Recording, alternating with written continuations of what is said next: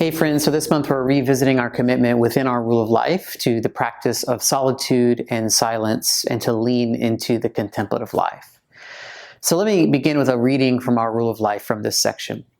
We seek silence because we want to hear from God apart from the noise around us and often within us. A regular practice of entering into silence and stillness helps us separate from distractions and from the many voices in our lives so that we can discern the still small voice of God. We seek solitude because we know that we're attached to so much, things and people. In solitude, we can examine our longings when these things aren't present, to uncover our attachments and allow God to reorder our desires in ways that bring us freedom for greater life and service. And we seek a contemplative life because we want to share spaces of deep intimacy with God, without action, even without words. Contemplation brings the whole of our attention onto God and waits with complete openness. When this way of being with God invades our daily lives, then our work, our relationships, and our mundane activities become prayerful, holy listening.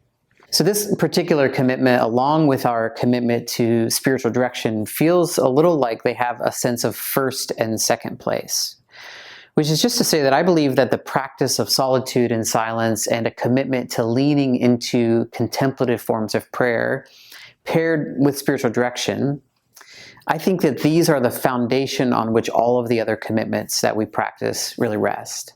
And the reason for this is that these two practices, they allow us to do the work of paying deeper attention to the love of God. So you may have noticed over the past year, we've been centering the experience of the love of God as the primary work of what we're attending to in the order of the common life.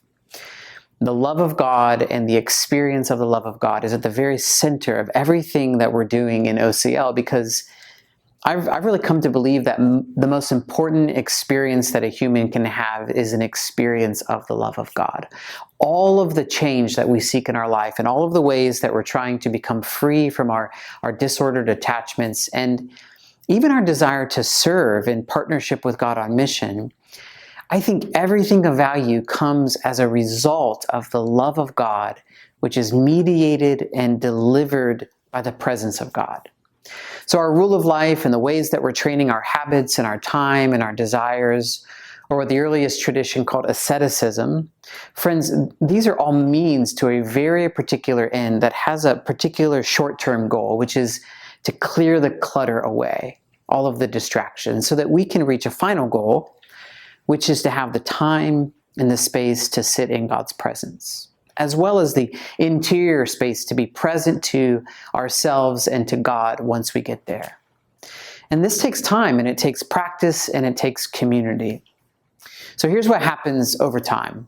John Cassian, who was a bridge in the earliest forms of monastic tradition between the Eastern Desert tradition and what became the Western Latin tradition that birthed the rule of St. Benedict, Cassian, in his Conference 11, talks about what is at the heart of the work that this way of life ends up producing.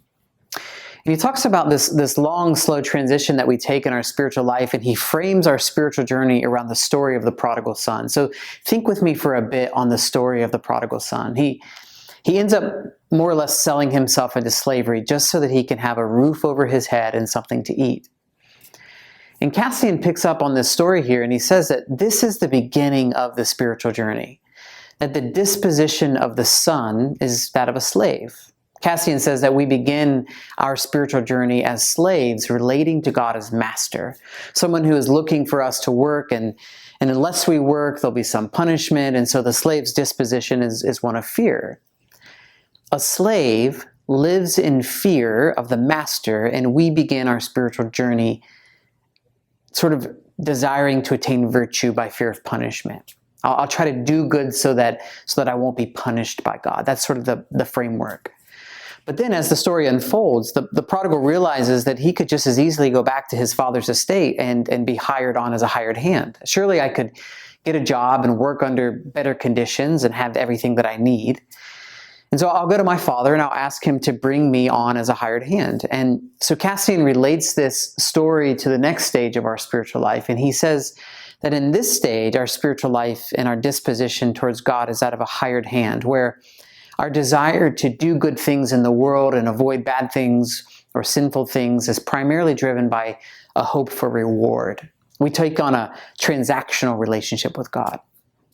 So a hired hand works for wages.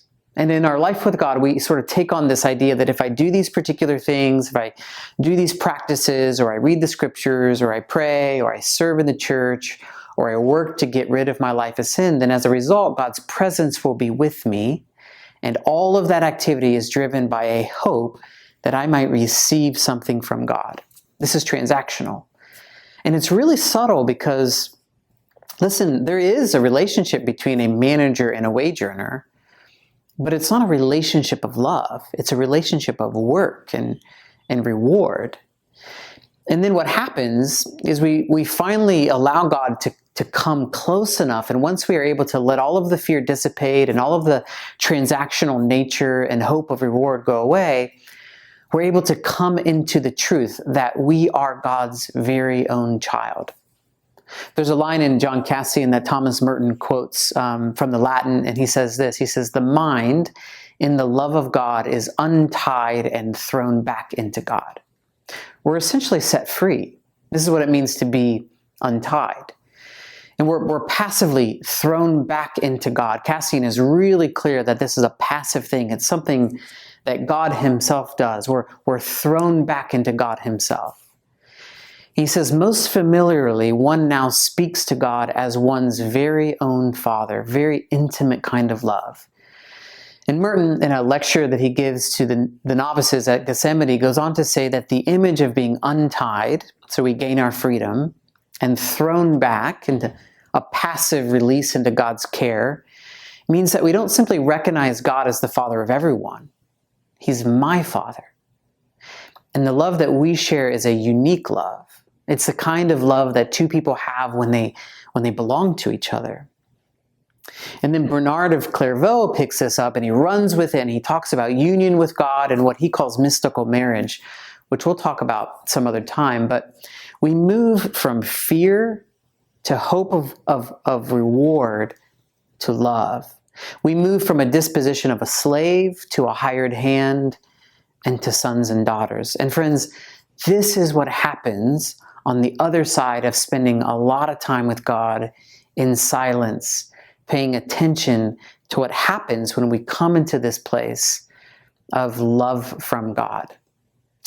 But here's the thing, most of what happens is really hard. It's really hard to listen to all of those intrusive thoughts when we get quiet.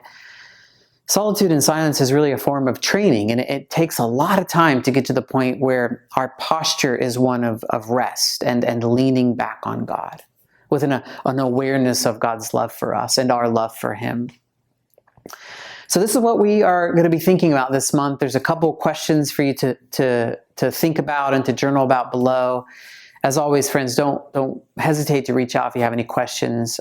Much love and grace to you. I appreciate all of the work that you guys are leaning into, and we look forward to chatting more about this topic in our formation groups in the month ahead. Okay, blessings.